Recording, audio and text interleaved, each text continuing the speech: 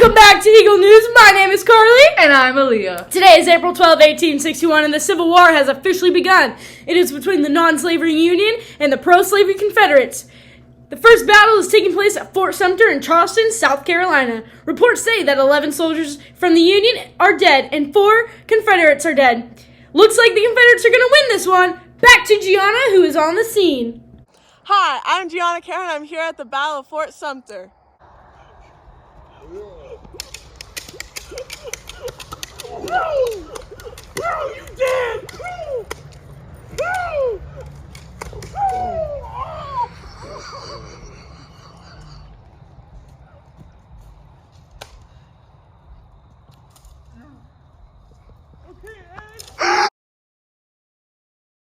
Welcome back, my fellow Americans. Just got a report that the first Battle of Bull Run is happening. Many are dying. 2,896 Union dead and 1,982 Confederates dead. This is the first sizable engagement of the war. Confederates routed the North.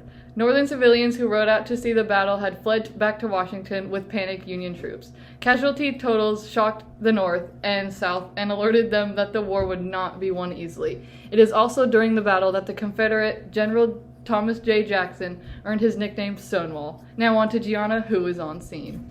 Hi, I'm Gianna and I'm returning back to the Civil War here at the Battle of Bull Run.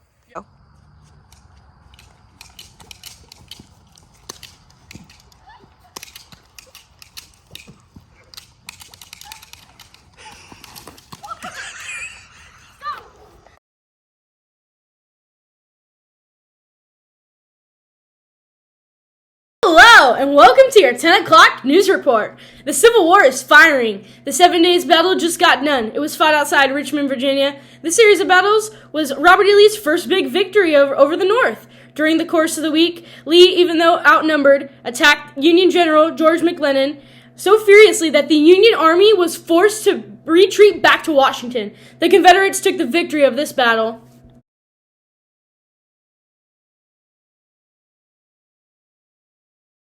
Hello y'all, and today is August 30th, 1862. Right now there are 16,854 Union dead and 9,197 Confederates dead. The Battle of the Second Bull Run is going on.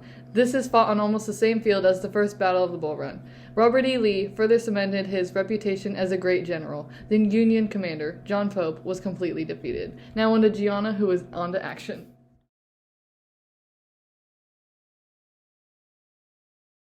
Hey everyone, welcome back. One of the only 2 major battles fought in the North was known as the bloodiest day of the war. This is the Battle of Antietam in Sharpsburg, Maryland. The date is September 17th, 1862. Robert E. Lee had invaded Maryland and hoped the state would defect the South. This failed to happen. And Lee was pinned down at Antietam Creek by General McClellan. The Union victory forced Lee back to the South. It also gave Lincoln the good news he needed to issue the Emancipation Proclamation, which freed all slaves in areas not controlled by the Union.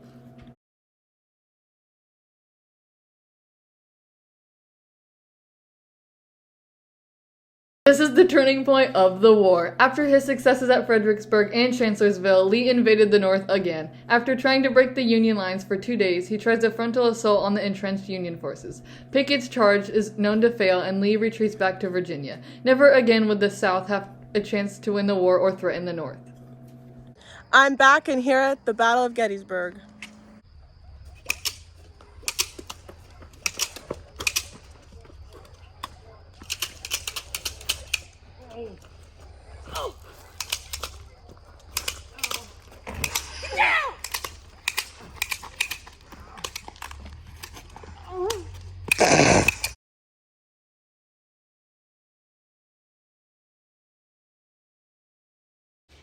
Fourscore and 7 years ago, our fathers brought forth on this continent a new nation conceived in liberty and dedicated to the proposition that all men are created equal.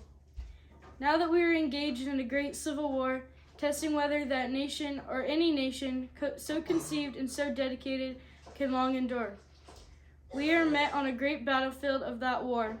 We have come to dedicate a portion of that field as a final resting place for those who here gave their lives that this nation might live.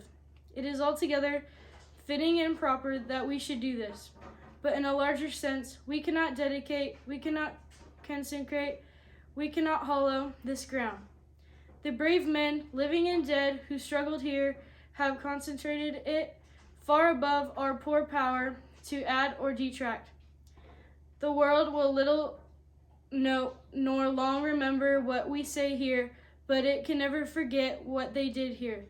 It is for us, the living, rather to be dedicated here to the unfinished work which they who fought here have thus so far nobly advanced.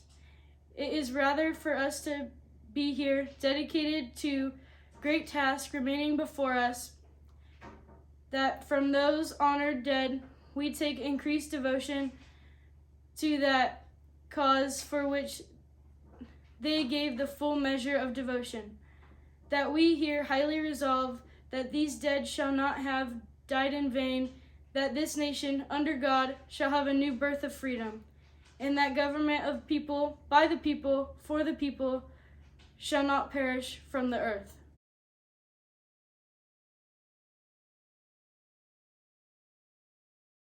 Ulysses S. Grant defeated the Confederates at Braxton Bragg and opened the way for a new-scale attack on the Union on Atlanta by General Sherman.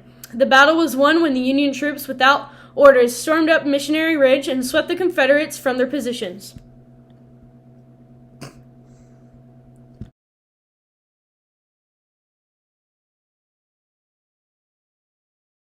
Sherman's March to Sea was a campaign to destroy the Confederacy's ability to wage war. They destroyed everything in sight and everything that would be important to war and left Georgia as ruins.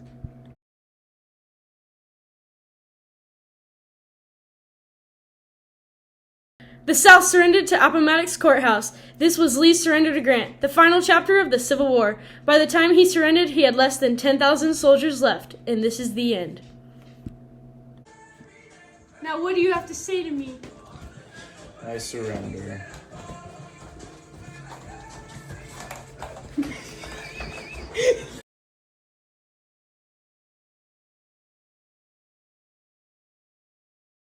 Good evening. Welcome back to Eagle News. Just got some devastating news. President Abraham Lincoln was assassinated this evening at Ford's Theater. Lincoln was shot in the head by Confederate synthesizer John Wilkes Booth. Booth frequently performed at this theater and heard Lincoln was going to watch the play Our American Cousin. Sleep, Mrs. Keckley. All she needs is for the grand reception.